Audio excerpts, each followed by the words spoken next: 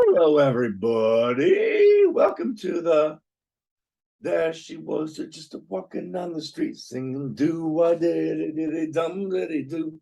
Robyn is the air goddess singing, do did dum did do. Hey, everybody. Welcome to. I hate that again. Things going on in my throat today. I'm deep down in it. I'm Wolfman Jack. We are joined by the super electric goddess of the airwaves, Robyn Kincaid. Good morning. Oh my God. Robyn, it has been too long. It has been way too long. It is so It has good. been. I don't think we spoke since I've been Robyn. Well, I wasn't going to say that. It's okay. You've got so many things to tell us. I'm just going to quickly butt in the Burnt Korn, Alabama's Paul Lynn, center of the square, special guest star. Carla from Burnt Korn, Alabama. Morning, Carla. Well, And good also- morning, Robyn. So nice to have you here. So nice. All right. I mean, Robyn, this whole show is yours. Tell us. Oh no! Don't put that. No! Don't put that kind of pressure on me. Oh, you're the one with the golden microphone. No! He's dead. He's getting reverse pineapples in hell for all eternity now. We've known that for a year or so. Oh, Christ on a stick. Okay, what do you hate? Come on, Robyn. All right. You have Arik. You have no idea what a burden you put on a person whose entire life is eating, drinking, sleeping, smoking, consuming politics and religion, and then saying, no, you can't. Oh yeah. We don't want to put you in the penalty box to start off. That ain't no good. Right. Well, So I've been racking my brain. I spend a lot of time kicking furniture over language. I know you're a practitioner of the art of word knowing too. You both are, all three of you, I presume. And I ran across. So I spend a lot of time reading a lot of stuff about my community's issues now. And I was reading a CNN story the other day, and it used the phrase so-called gender affirming care. No, it's not. And so, and then I began to notice it because, it's like if you buy a red car, suddenly all the cars you see on the highway are red. Exactly. Yep. There's a trend toward the misuse of this phrase so-called when we ought not be. Oh God, Elvis is in the building. My son is in the back. If that comes through, I apologize. But I've noticed the inappropriate use of so-called. In that instance, so-called gender affirming care that's a medical term that was coined by the medical community. There's no so-called about it. So-called is used for things that might be spurious or might be colloquial. And in this case, it was inapplicable. But then I got to looking at we could use so-called in so many other places where it would come in handy, like so-called pumpkin spice. Oh, Yes. That isn't Would you give me a moment Would you give me a moment while I tell Elvis to shut up? it's fine. It's okay. I can chime in and say I call Arik a so-called friend. What? I've called him a so-called host. Yeah, there are many things we call so-called. We call this a so-called I am podcast. also a so-called porn star. But you are correct. And what it is we become, when we're in that situation, we become hypersensitized. Absolutely. To the use of the words. And when it directly applies to you, you understand that there's nothing so-called about it. It's really what it is. It's what it is. Right now, I really want to drive to West Virginia and ask Robyn out, but it's just me. I understand. And, you know, for a while there, I was the so-called amateur Uber driver. You're a real Uber driver. Hey, by the way, everybody, go to Amazon and look up Uber Nights. Uber Nights, a fantastic new book. I can't wait to read it. Oh, oh, you bought Grand Motel, not the right book. It says Uber Nights right there, you jackwagon. What grand? Oh wait, I just know. Yeah, okay. That's adorable. That would be funny if I bought the wrong book. Rice on a stick. The so-called Grand Motel book. Robyn, what else do you hate? Oh, God, for the last couple of years, I've really not within a limited scope. My hate has gone way down because I've experienced so doggone much joy. You know, Jeez. 50 years in the making. And I've tried to put myself in a really positive headspace, but no. What do I live in a tourist area. I hate Verizon with the heat of a million suns. I do. They under provisioned and oversold their area here where I live in West Virginia, and it's bad enough in the dead of winter. And when the tourists are here, it's like paying hundreds of dollars a month for dial-up. I mean, it's so annoying that I switched my Siri to Australian so that it's a little less obnoxious when Siri can't get the job done. So now, you know, I'll say, you know, Siri, play. Oh dear God, she's listening. Play Lipstick Traces on a Cigarette by the Amazing Rhythm Aces, and she'll say, "Working on that." And then a little bit later, about 30 seconds later, she says, "Still working." And then finally, about 30 seconds more later, she says, "Something went wrong," which is better than the usual "try again later." So I despise Verizon because they, you know, the whole "can you hear me now" advertise. No, can't hear anything. You won't play anything. I got nothing but dial up here. They may as well reinstall the ding ding ding ding ding ding from AOL and just have done with it. Fuck Verizon. Fuck Verizon. Absolutely. You're free to. I do want to hop in for our listeners who aren't familiar with Robyn. Robyn is the longtime host of H.O.R.N Radio Network, which is America's basically hillbilly liberal voice. And I know that the two sound oxymoronic.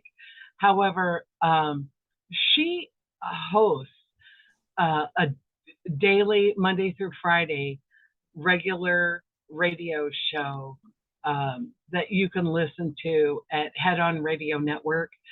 And you are on, what? Are you on Spotify, Robyn? I'm on just about every platform you can get on. Just as Spotify, we are, so. Podbean. If you go to headon.live, there's a list. Just listen any way you want to. It's all free. And there's 3 hours, 5 days a week. The Horn, Robyn on the Horn, right? She has a phenomenal program. My work schedule has precluded me from joining her, but I used to hop on there regularly with her, and we had some fabulous conversations. Oh, we had so much fun, and we used to refer to it as life on the ledge. Carla and me, life on the ledge. Well, back when I still flicking cigarettes at the assholes below. We used to have a little bit of fun with Pastor Pillow. Yes, indeed. I remember Pastor Pillow well on Wednesdays. Oh, geez, we have some fun.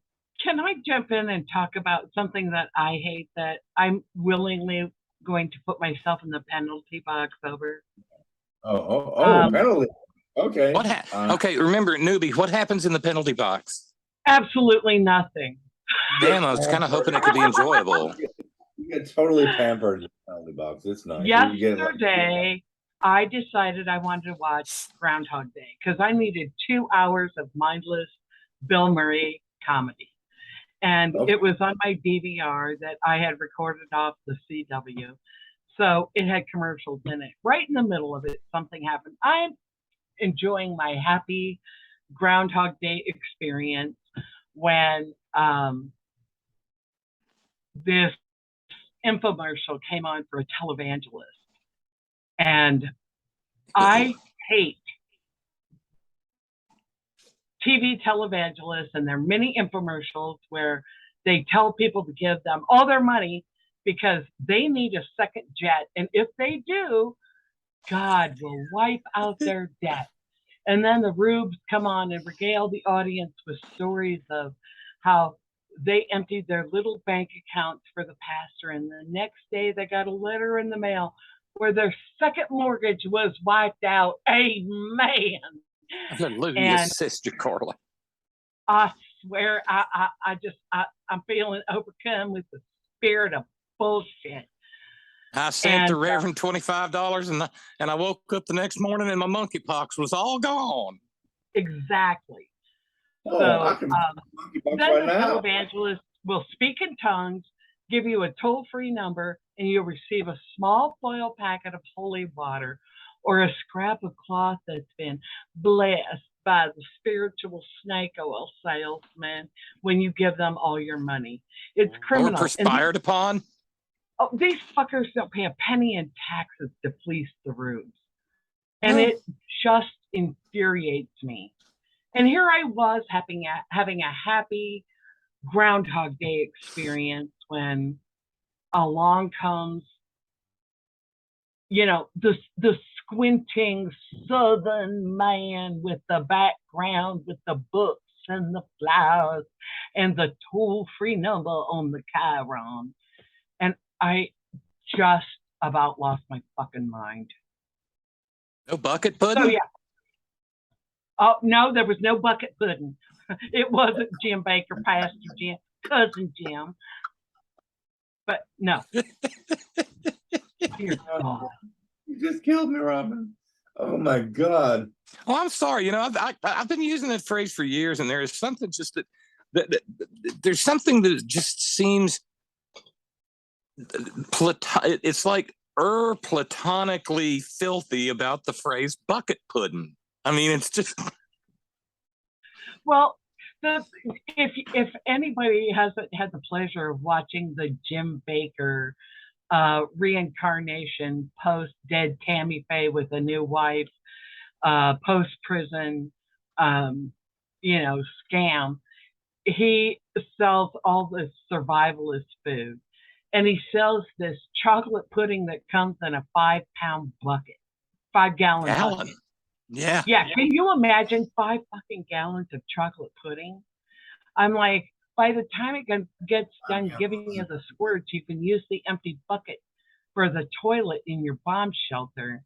And there's really no aesthetic difference between the starting point and the end point. Can I have an amen? Amen. I can imagine 5 gallons of a whole bunch of things. But pudding, chocolate pudding. Oh my Lord Jesus. Lord Almighty. 5 gallons. Yep. Robyn, come on in. No, I was just going to say, speaking of which, 5 gallons of anything. That's one of the essential problems is there's so many things we can't get 5 gallons of anymore. I hate the supply chain. I hate whoever came up with just-in-time delivery. Thank you, Putin. We can't even get 5 gallons of gas, let alone, come. Well, wait, what? I didn't say that. Well, I mean, I don't know. I don't know if it happened to you, Arik, where you are, or to you, Carla. Have either of you been through the great? I mean, for God's sakes, it's the United States of America. Have either of you been through the great saltine shortage of 2022? Mini saltine. No. Crackers, saltines. I Oh, can't we get. got plenty of crackers here in I America. can't get my No, mom wait a minute. No, different cracker, Carla. Oh, sorry. Christ on a stick. I've been trying to get my mom crackers for like fucking 5 months. Yes. What are the fraternities doing to introduce new members into their racist fraternity? I mean, if there are no crackers, what are they? What are They they eating resorted last? to wheat thins. They have resorted to wheat thins. What So- kind of world are we living in? I don't know if that's less gay or more gay. Eating Christ on a stick. a wheat thin. Speaking of Christ, come on, 12 guys and the host sitting around the table. It was the original frat party. I mean, come on. Bathhouse. I mean, they did spend a lot of time in the water. I mean, yeah. Somebody ate the last person to eat that cracker. They're like, "Oh, this is my body." Yeah, it sure is. Okay. Oh, we're calling them crackers now? Jesus Christ. Jewish crackers. And scene. Yeah. Come on, it was matzah. Let's be honest.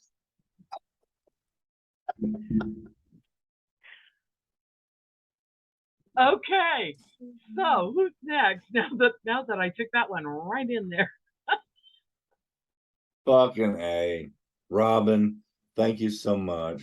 You've contributed gloriously to the one, the all, the anals of hate. This is